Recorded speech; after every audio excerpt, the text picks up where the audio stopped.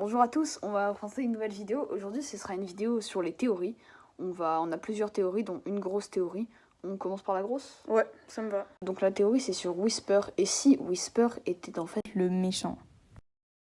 premier point de ce qui nous ferait dire ça, déjà, il a pas de médaillon yokai et il a pas de tribu, comme les boss. Les boss, ils ont pas de tribu. Ils ont un médaillon, mais qu'on peut pas avoir. Ouais, et puis aussi, en fait, c'est bizarre parce qu'il apparaît même pas dans le médaillum. Or, c'est lui qui nous a donné le médaillum et il nous a pas donné de médaille ni rien. C'est lui qui nous a donné les Yokai Watch. Et c'est depuis le début, en fait, ils exprès à nous attirer dans des pièges. Par exemple, il y a une quête, la quête du Dr. Jobar dans Yokai Watch 2. On affronte Freeman et c'est à cause de lui. Enfin, il y a un gros bouton rouge, il appuie dessus et là, ça le libère. Donc c'est bizarre. Tu peux te dire, bon, c'est peut-être une erreur, mais c'est pas grave. Et quand on affronte Pot-au-Feu, bah il devait juste recoller le seau, sauf qu'il a éternué et ça l'a réveillé. Et Philomène, quand on l'affronte, de base elle est chill, hein, elle nous parle, elle nous dit ouais, ça dit de faire un jeu et tout, on peut jouer. Même le perso il dit non mais c'est tranquille. Et puis c'est Whisper, il dit non, non, c'est une méchante et tout, faut que tu la battes. Et c'est lui qui lance le combat. Bah, en fait, moi, ce que je trouve bizarre, c'est que ce soit déjà lui qui nous donne le médaillum. Comme si, genre, il voulait qu'on attrape, qu'on connaisse tous les yokai pour ensuite, potentiellement, tous les détruire en détruisant le médaillum. Vu qu'on sait pas ce qui arrive si on détruit un médaillon. On sait pas ce qui peut arriver. Ça se trouve, le yokai, il meurt. Et ça se trouve, c'est ça son objectif depuis le début. Vu qu'on sait qu'il y a un carnet dans Yokai Watch qui permet de tuer les yokai un peu à la manière d'un Death Note, mais c'est seulement les membres du clan Enma qui veulent le faire.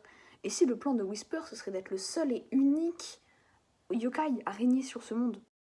Ce qui alimente la théorie, c'est que dans Yokai Watch Blaster, le boss final, je vous le mets à l'écran, on dirait vachement Whisper quand même, et c'est pas une coïncidence. Après, il peut se diviser en plein de petits morceaux qu'on appelle les patachous, et si, depuis le début, Whisper, en fait, c'était un patachou qui avait pris vie, enfin, qui avait pris conscience. Whisper, il a été enfermé pendant des siècles dans le Bingokai, et puis dans Yokai Watch 2, Spectre Psychique, on voit son passé, on voit que c'était tard l'époque et tout, il y avait pas de voiture, tout ça, et pourtant, quand il sort, et bah, direct, il voit les voitures, il voit les grands buildings, tout ça, il se dit ouais, vas-y, normal, enfin, c'est bizarre. Et il connaît déjà tout. Il nous dit ah oui, la boutique là-bas elle est sympa et tout, pour avoir de la nourriture pour les yokai, ça les rend bien et tout. C'est bizarre quand même de connaître ça. Moi je pense qu'il n'y a pas juste une coïncidence de bah il est là pour nous expliquer l'histoire, pour nous mettre dans le truc. Moi je pense qu'il y a vraiment un secret caché derrière. Et aussi, genre, par exemple, quand je pense à la quête de démophage, quand par exemple il nous dit ouais, lui c'est ce yokai là, c'est ce yokai là, il connaît tout ce yokai là. Genre, comment ça se fait que ce soit le seul yokai à avoir une tablette, genre à tout connaître des yokai? Avec sa tablette là, il connaît tout. Pourquoi c'est le seul yokai qui a ça? Comment, genre, imagine t'es un yokai comme ça, et là t'apprends qu'il y a une machine qui permet de connaître toutes les capacités, toutes les faiblesses et tous les points forts de chaque yokai. Bah forcément tu la veux. Comme ça tu peux te battre, tu peux mieux te battre. Ah oui, et puis, enfin, on sait pas qui a créé cette tablette. Parce que, c'est-à-dire, il y a un mec qui il a cherché des renseignements sur tous les yokai. C'est trop bizarre. Donc la théorie suivante, ce sera la théorie sur les kappas. En fait, on a une théorie à deux, ce serait... En fait, il faut kappa soit un kappa banni. En fait, faut savoir que dans le folklore japonais, les kappas, c'est des monstres qui mangent les humains et qui les attirent dans l'eau. Ouais, ouais, bon, voilà. Bref, ils les graillent. Et quand on voit, en fait, on a deux types de kappas dans Yokai Watch. Enfin, il y a kappa cap, apak et kappa loa. Et eux, ils se ressemblent. Et c'est depuis le début, en fait. À la base, ils étaient tous pareils, c'était tous les mêmes kappas. Mais qu'il y en a qui se sont dit non, les gars, vas-y, ça se fait pas ce qu'on fait. Ils sont devenus gentils. Bah, voilà, donc kappa cap, tout ça. Et puis après, il y a d'autres kappas, les faux kappas, qui sont décidés de pas bouger. Et quand on compare les deux, bah clairement, ils se ressemblent énormément. Alors qu'ils kappa cap, ils ressemblent beaucoup moins aux kappa classiques. Et du coup, c'est peut-être pour ça qu'ils s'appellent faux kappa. Parce que les autres kappas l'ont banni. Ils ont dit non, c'est pas un vrai kappa et tout, lui, et voilà. Genre, et si au début Kappa Cap, c'est le Kappa de base.